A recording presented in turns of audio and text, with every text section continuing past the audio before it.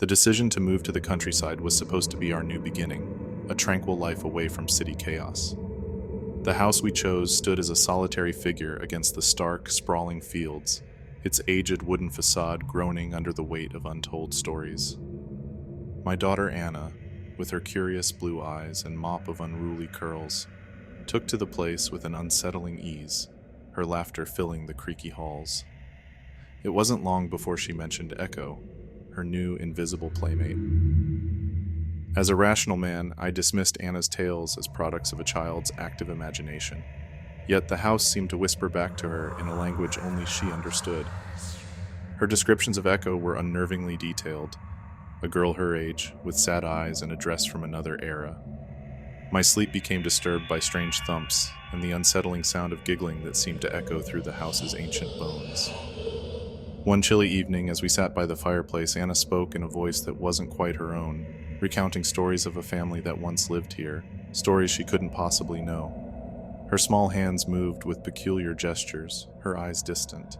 My wife, Helen, pale and silent, exchanged a look with me that confirmed a shared, unspoken fear. It was then we noticed Anna's new habit, a peculiar little curtsy she would do, mirroring the manners of a bygone era. The house began to change with Anna. Toys would find new places overnight, and we would often hear the creak of floorboards from empty rooms. One night, as I ventured down the hall after hearing a soft melody, I found Anna's room empty, her window open to the howling wind. My heart raced as I searched, only to find her in the attic, laughing and chatting with the thin air, surrounded by old trinkets and a chillingly familiar child-sized dress. Our days became a continuous stream of dread and confusion. Helen, once the picture of strength, grew increasingly withdrawn, her eyes always shadowed with fear. Anna's connection with Echo intensified, her once cheerful demeanor replaced by a somber, distant attitude. I started to research the history of the house, uncovering a grim story. A little girl, remarkably like Anna, had vanished here decades ago, her fate a mystery that chilled me to the core.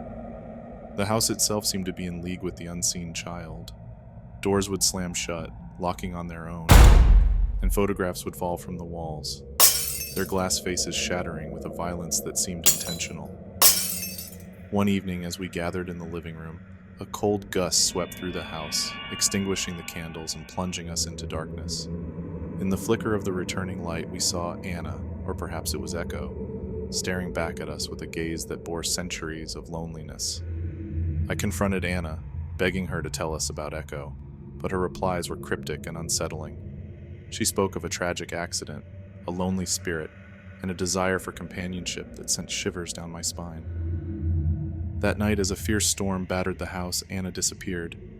We found her in the cellar, singing a lullaby so old it seemed to come from the very walls around us. Determined to end this nightmare, I delved deeper into the local lore, learning of a family tragedy that had left the little girl, whose name was Emily, trapped in a limbo of her own making. The details were horrifying: a neglectful family, a tragic fall, and a spirit unable to move on. As I pieced together the story, the house seemed to react, groaning and shaking, as if Emily herself was raging against my discoveries. The realization that we were living with a ghost, a child who refused to be forgotten, was paralyzing. Our home no longer felt like our own. It belonged to Echo, to Emily, and her presence was oppressive. Objects would move with deliberate intent, and Anna's conversations with her unseen friend grew more intense, more disturbing. It was as if the house itself was a living, breathing entity, with Echo as its heart.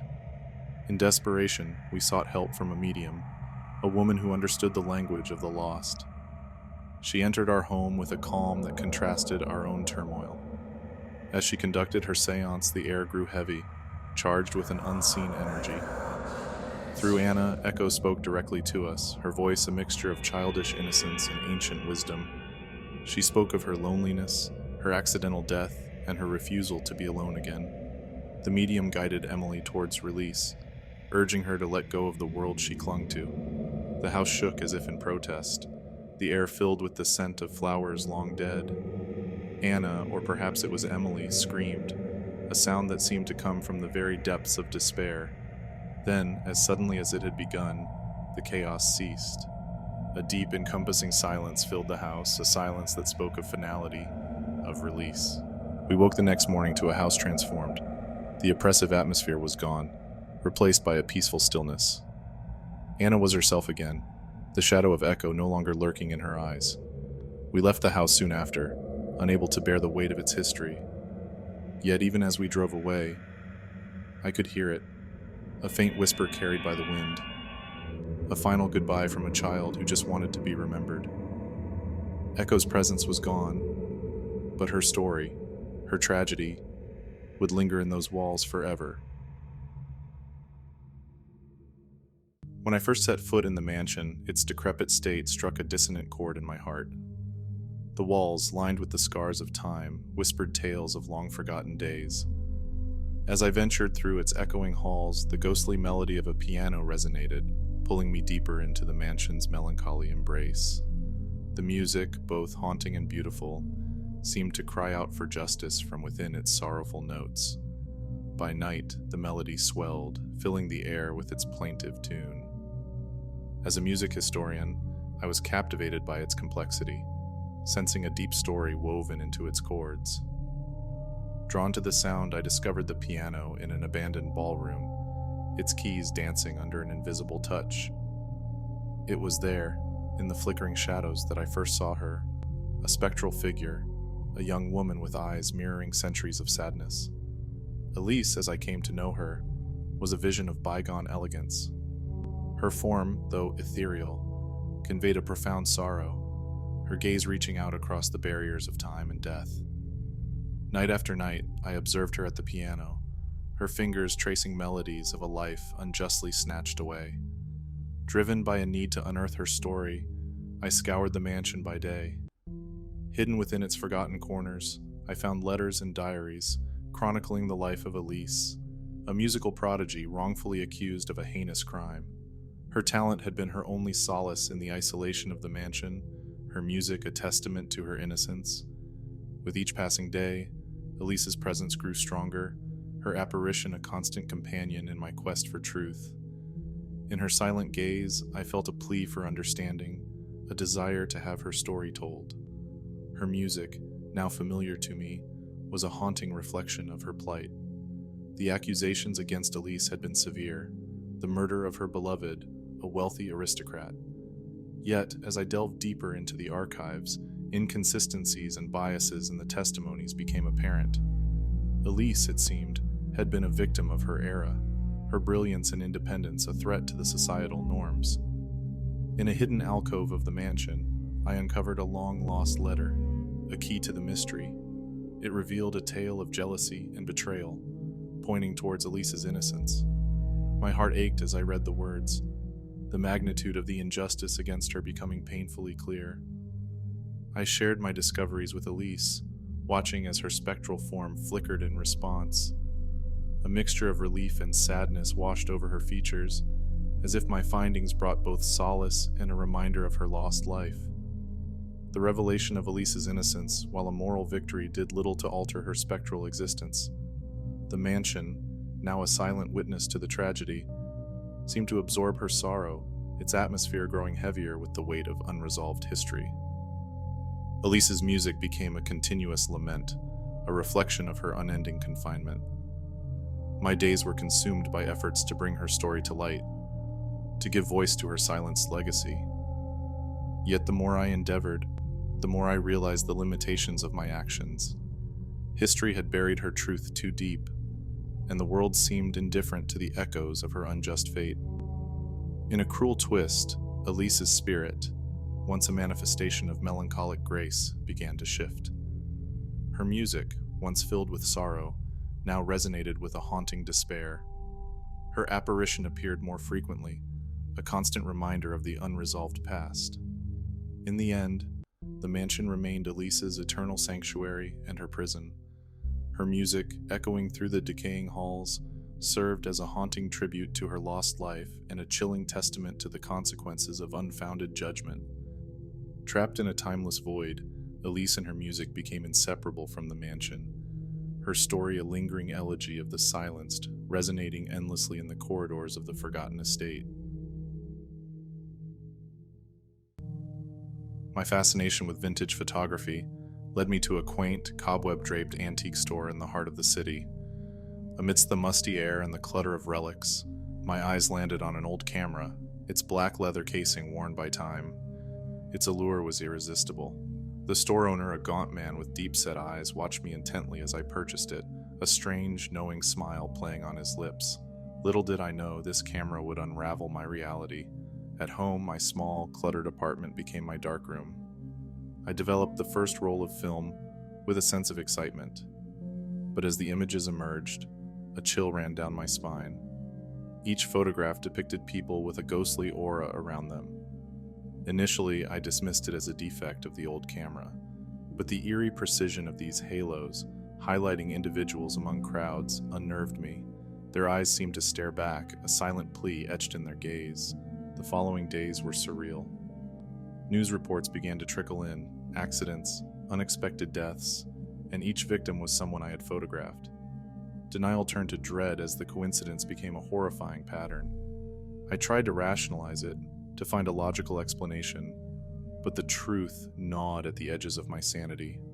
The camera was predicting death, and I was its unwitting harbinger. Sleep eluded me, haunted by the faces of those I had inadvertently marked. I began researching the camera's history, desperate for answers. My search led me to a chilling discovery. The camera's previous owner was a photographer shunned for his macabre fascination with death. His tragic end, a lonely suicide, seemed to have imbued the camera with a morbid legacy. I realized with horror that I was now part of this dark lineage.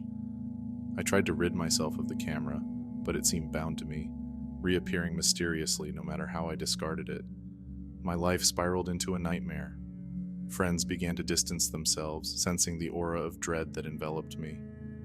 The camera's curse was isolating me, just as it had its previous owner. The realization that I was trapped in the cycle of death was suffocating. One night, tormented by guilt and fear, I developed another roll of film. To my horror, among the ghostly images, I recognized a face, Sarah, my closest friend, her smile unaware of the spectral halo encircling her. Panic surged through me. The curse was no longer an abstract horror. It was personal, threatening to snatch away someone I cared deeply about. I rushed to warn Sarah, but my words sounded like the ramblings of a madman. Her skeptical gaze pierced me as I pleaded with her to be careful. The weight of knowing and not being believed was a torture I had never known. As I left her apartment, the camera, heavy in my bag, felt like a ticking time bomb, counting down the moments to another tragedy. That night, the inevitable news came. A fatal accident, and Sarah was the victim. My world crumbled. I was not just a witness to these deaths. I was their prophet. In a frenzy, I dug deeper into the camera's cursed history, uncovering tales of its previous owner, a man consumed by darkness, his spirit now intertwined with the camera, seeking to continue its legacy of death through me. Grief-stricken and driven by a desperate need to end this nightmare, I delved into the occult, seeking ways to break the curse. My apartment, once a haven for my photographic passion, now resembled a scene from a horror tale, with ancient tomes, candles, and symbols etched in desperation. Each photograph of the marked souls lined the walls, a macabre gallery of my haunted journey. My research pointed to a ritual, a chance to sever the bond between the spirit and the camera. It required reliving the previous owner's final moments, a task that chilled me to the bone. In the dead of night, I set out to the place where he had taken his life, the camera in tow. The air was thick with an ominous energy as I retraced his doomed footsteps. At the site, an abandoned building that once housed his studio, I began the ritual. Words from ancient texts tumbled from my lips, candles flickering in the suffocating darkness. The camera lay before me, its lens reflecting the dim light, an eye that had seen too much. As I reached the climax of the ritual, a spectral figure materialized. The tormented photographer, his eyes hollow with despair. Confronting the spirit, I felt his anguish, his obsessions that had transcended death. I pleaded, argued, raged against him, fighting for both of our salvations. As dawn broke, the spirit's presence began to wane, his curse lifting in the growing light. The camera crumbled to dust in my hands, its its reign of terror ending with the morning's first light. I emerged from the nightmare, a survivor of a legacy that had thrived in the shadows. The curse was broken, but the echoes of those lost souls would haunt me forever.